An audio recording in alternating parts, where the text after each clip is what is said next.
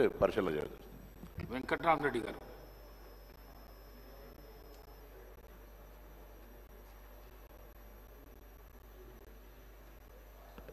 అధ్యక్ష,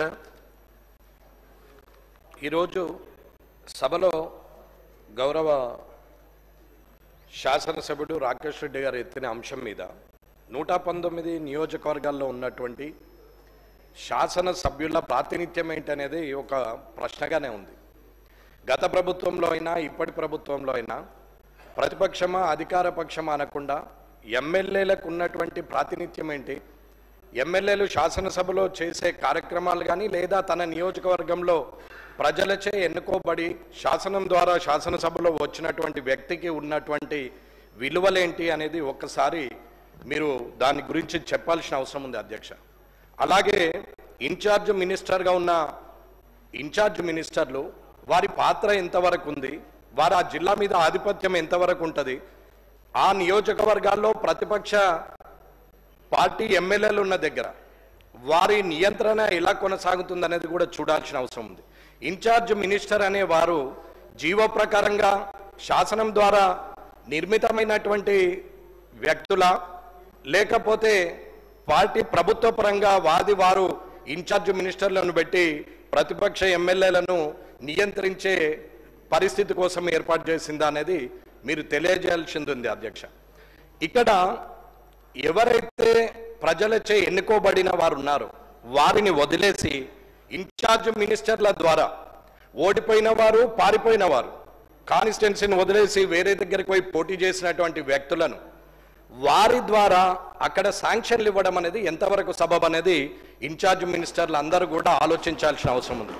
అన్న, గత ప్రభుత్వం మమ్మల్ని ఇబ్బంది పెట్టిరు, కళ్ళకు నీరు తెప్పించిర్రు, మేము ఇబ్బంది పడ్డామని చెప్పుకుంటున్నటువంటి ఇప్పటి ప్రభుత్వంలో ఉన్న పెద్దలు మరి ఇప్పుడు మీరు చేస్తున్నది ఏంది అనేది ఒక్కసారి ఆలోచించాల్సిన అవసరం ఉంది.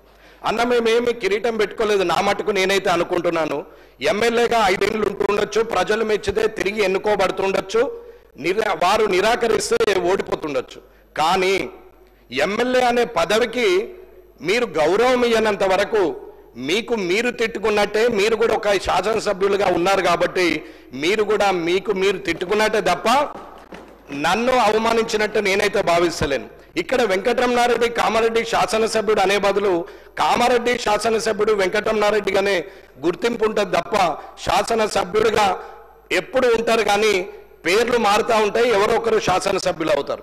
కానీ ఇవాళ నేను కనీసం 84 ప్రశ్నలు ఈ శాసనసభలో ఇక్కడ నేను ప్రశ్నలు ఇవ్వడం జరిగింది. దానికి సుమారు 8 మట్టుకే నాకు రిప్లై ఇవ్వడం జరిగింది. అంటే 84లో 8 పోతే 76 ప్రశ్నలకు ఇప్పటికి సమాధానం రాలేదు. ఇది శాసనసభ పరిస్థితి. ఇది ఎమ్మెల్యేగా నేను ఇచ్చినాను కాబట్టి నాకున్నటువంటి మర్యాదను ఏ రకంగా నేను స్వీకరించాలో మీరే తెలియజేయాలా.